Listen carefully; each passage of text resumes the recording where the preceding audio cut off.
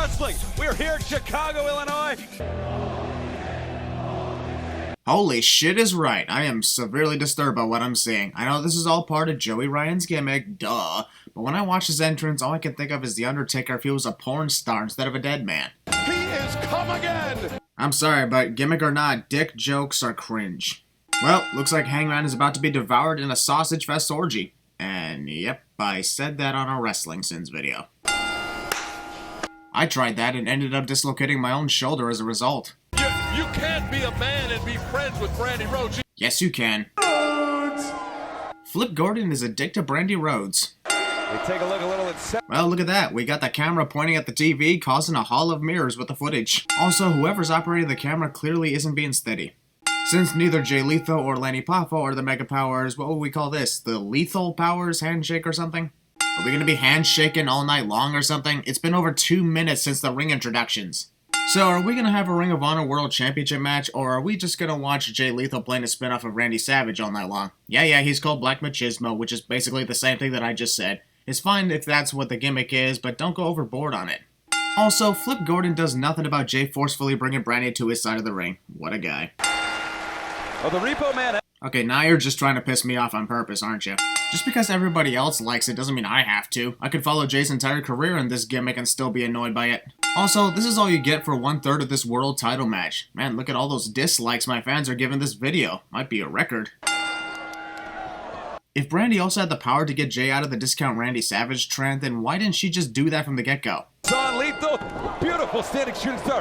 Actually, that was a standing moonsault, not a shooting star. Flip would have been on the other side of Jay going forward if he was attempting a standing shooting star. Wow, getting out of the way.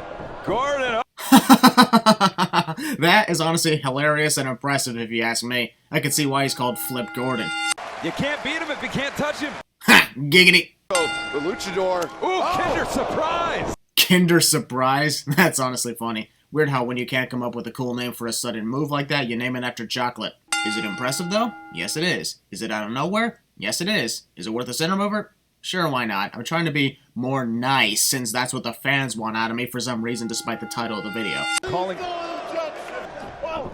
Maybe next time don't shout lethal injection before you actually start moving. Probably could have hit it too if you didn't alert Flip. Nobody kicks out of the Falcon Arrow. You literally said that earlier tonight. After seeing the Falcon's Arrow fail to get a victory earlier, why repeat the phrase nobody kicks out of the Falcon's Arrow when they clearly do? Brandy, you mind getting back up on the apron and tapping Jay's shoulder again, please? No!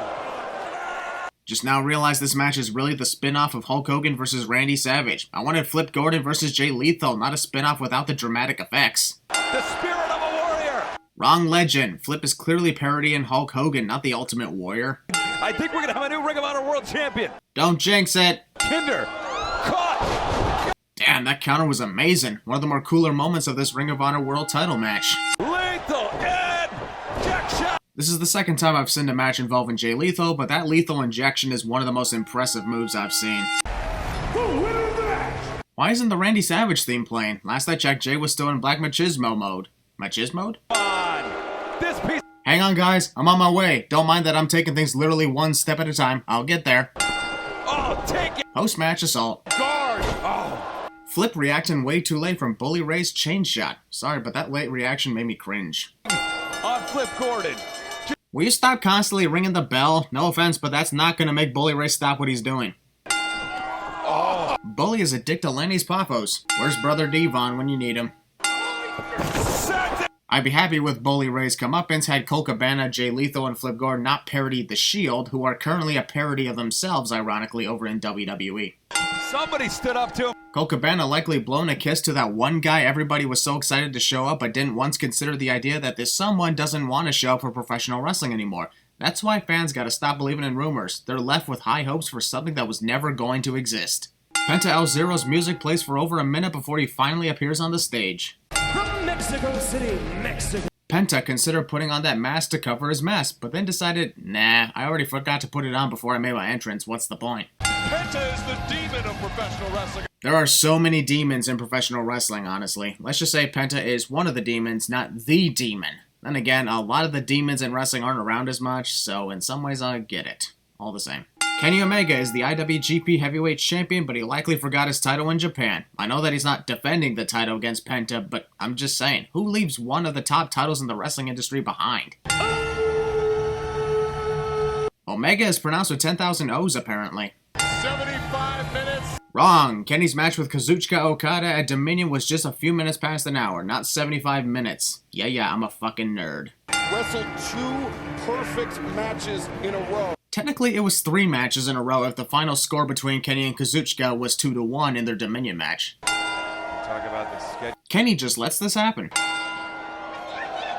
Kenny continues to let this happen. If I were him, I would have punched Penta from the moment he started doing his taunt. Can literally work. Damn, I have a feeling that this is going to be a match with a lot of Sun removers, but I don't want to jinx my momentum, so knock on wood.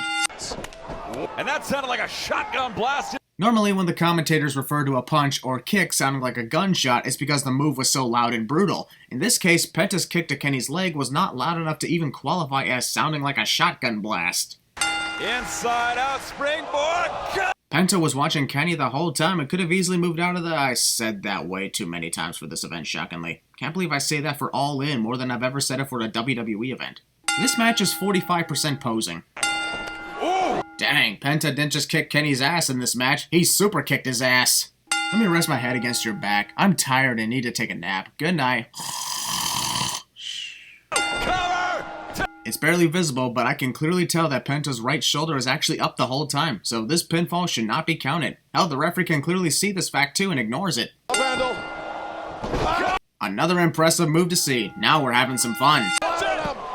Since Kenny's shoulder is clearly on Penta's leg, it is off the canvas, and once again, the pin should not be counted. Rules state that shoulders have to be pinned on the canvas, not your opponent's leg. I've never seen anyone ask. Penta's addicted to Kenny's Omegas. Also, how did the referee not see that? This match should clearly be over with Kenny winning by disqualification. It's All In, I get it, but this is still a traditional wrestling match. Oh no! Brutality at its finest. That pile driver on the ring apron even had me cringing. Great match, honestly. V-Trigger! It's a badass move with a badass name, but not every badass name has to be pronounced with so many letters. Takes out the ass in badass. No! Jesus, 2 fear factors and Kenny is still alive in this match. Normally when wrestlers kick out of multiple finishers, it gets annoying, but over here, it speaks volume on the toughness and determination of Kenny Omega. This is the most asked question about the indies, but why can't WWE be more like this? 53 seconds of sitting in the dark. Boots, this is poor sportsmanship. None of the commentators noticed that the tattoos on Penta were no longer there and still assumed this was him attacking Kenny in the post-match assault. Also, another post-match assault. Fucking epic! No matter how many times Chris Jericho has made returns into wrestling, each one is just as shocking and epic as the last. That's a big reason why I believe Chris is one of the best wrestlers from Winnipeg, no offense to Kenny. Break the walls down! Don't say that again. It's not cool when you say it. Whoa! Whoa! I'm sorry, but the way Don Callis fell over was full of cringe, since he basically pushed himself out of his seat after Chris left the announce desk. That was not believable enough. The triple main events. Triple main events? The main event is a 6-man tag team match. This match and the previous were matches leading into the main event. They're just as big, if not bigger, but not the main event. I guess we could say Marty Scurll committed hand puppet murder or something. Marty's nose erection. Okada's been in the United States. Kazuchika practicing his peck dancing in the early goings of this major match. From what I hear, this match went longer than originally planned. Let's find out why.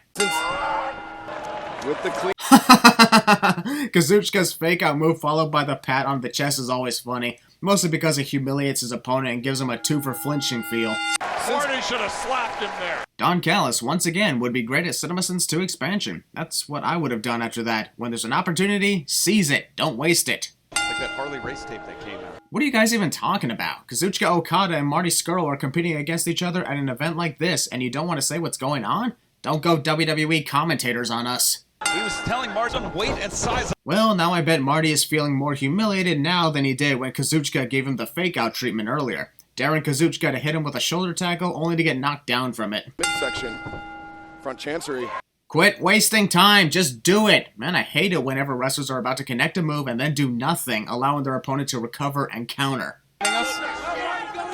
Beat the shit out of him, Marty. That lady is hilarious as fuck, honestly. Never thought I'd remove a sin for a fan stealing the show, but there we are. anybody else. Ow! Definitely one of the more brutal DDTs I've seen in recent years. Corey, notorious for his slow counts here. About time even the commentators realized when referees count so slow or in some cases so fast. Although I rewatched that and the referee was not counting super slow or super fast, so that complaint was unneeded. Marty needs to capitalize. I don't know what he's waiting for. I always knew there were other sinners of wrestling within the companies themselves. Dunn is really pointing out a lot of these sins himself. Kazuchika's "what the fuck just happened" face after taking the brain buster was the perfect reaction to that move. Another sin removed. Wasting time.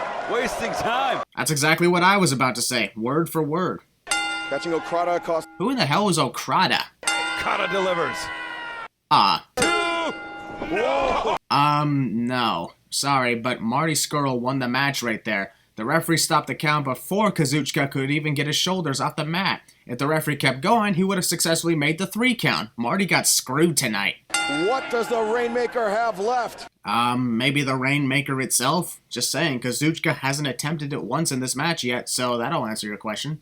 Throws him off on the swing DDT. Marty had a head start and could have easily sidestepped out of the way as he was looking at Kazuchika before he could even run forward for that drop kick. Apparently, Kazuchika must have some mystical powers to be able to cause the camera to zoom out upon opening his arms.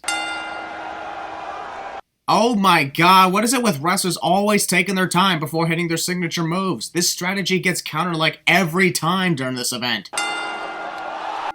See what I mean? That dumbass fan in the pink sweater looking like he's attempted to climb over the barricade for whatever stupid reason. Probably should have moved after getting out of the submission, Kazuchika. The referee gets knocked down at the crucial point in the match cliche. Copyright infringement. I would have bet my life that that was a 3 count. Bet your life? So, since that wasn't a 3 count, does that mean we're scheduling your funeral soon? This just got dark all of a sudden. Point. More spitting in your opponent's face. Let's waste no more time. Let's get to our main event. Because apparently we are running out of time due to the previous match going over the limit it was supposed to go. Also, after announcing that we're heading straight into the main event with the intention of wasting no time, more time gets wasted because the graphics continue to show in silence for 10 seconds. Over a full minute of Rey Mysterio's music playing with nobody showing up. Is Rey in the bathroom or something? That's clearly Phoenix, not Rey Mysterio. These graphics got it wrong. Look at the agility of it. Alright, that's another sin remover added to the long list. Whoa! Instead of taking advantage and attacking Bandito, Matt Jackson just lets this happen. At this point, almost everyone has let someone do impressive poses and or moves despite the open opportunity to take advantage. I saw them in New Japan, and I saw them in... Despite the fact that Phoenix nearly slipped off of Matt, I'll still remove a sin for the way he was flipped into the air by Nick Jackson right into a Hurricane Rana onto Matt. Rey Phoenix. Well, that was awkward. And still more pausing. In the best shape he's been in. This wrestler is in the best shape that he's ever been in throughout his career cliche. Guarantee we'll hear that within another year or two. Whoever the hell that was who said, when it's time to go home, you gotta go home. Reverse. Yes. Holy shit, that was amazing. This main event may be short, but damn, it's got some great moments in it. The knees. 1, 2. Jeez, fast count much? Is this referee secretly part of the Golden Elite? That's it. Doing something wild and crazy. Escalade. So much shit is happening, and I fucking love it. What? So many corkscrew flips, so many moonsaults, so many sins removed. This main event was a great ending to this great show. B of the G1. Bandito's shoulder was clearly up before the referee could even make a 1 count, and yet he ignores it. Bandito puts on the brakes. Triple Hurricane Rana? Oh my god, calm down, calm down. Side of Matt's head. Assist. Someone, help! The sin counter is literally shaken! The amount of epic action is too much! Connects.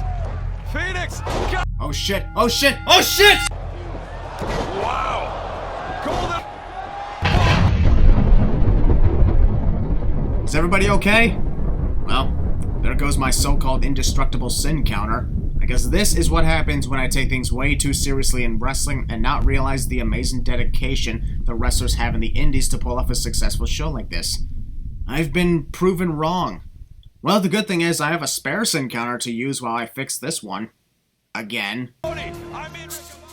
The production crew is a dick to the commentators given their closing speech at the end of the show.